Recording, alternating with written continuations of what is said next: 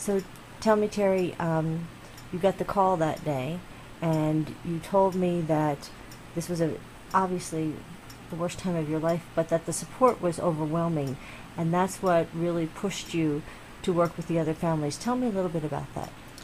Well, with being the first, we sort of had that extra attention, and we've got sympathy cards from all over the country, where they actually had just put Tom Slocum, Colorado, and I got the letter, or I got the card, and I don't know how they figured out where it was, but they did. And we got, like I said, we got more attention because he was the first, and I wanted, even though it's a horrible time, to have that kind of support and acknowledgement for the sacrifice my son did, helped us deal with the loss, and knowing that there was other people that realized what the loss was. And so we decided early on, my husband and I, that we need to be a little more proactive as far as if any further losses, because we wanted to make sure the families got the same kind of treatment we did. We wanted them to know they were not alone, and their son or daughter was going to definitely be honored. You've received this award, the Sawaya Values Award for honor, is because this has been an ongoing way that you've lived your life. You've met with family after family after family, and I understand that when you go to the graveside of your son, you take flowers for the graves of the other soldiers. Tell me why you do that.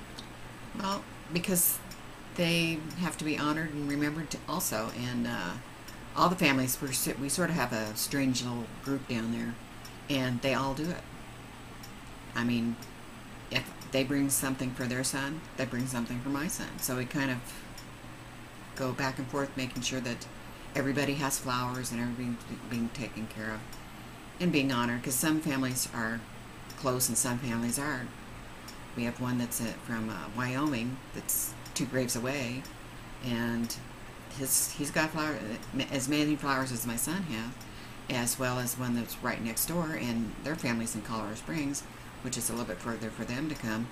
And it just means a lot to me, because it kind of keeps them alive and here and now, where most people, once you have the ceremony, it's over. And we're not going to let it be over for any of the boys that we've lost. And as a Gold Star mother, I know we talked about things that you would like to see change in our country, some things that maybe we all could do to help honor our fallen soldiers. Tell me a little bit about that. Well, just not letting them be forgotten, and also honoring all of our veterans as a whole, because we did such a poor showing in Vietnam that it just breaks my heart to think back what families went through then that I didn't have to go through here.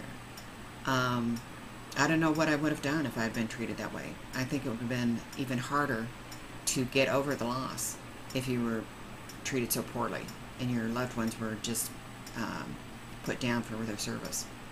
And I just want to keep things more positive as far as our veterans go, because if we didn't have our veterans, we probably wouldn't have our way of life. And people don't really realize it until they actually have a personal investment in it.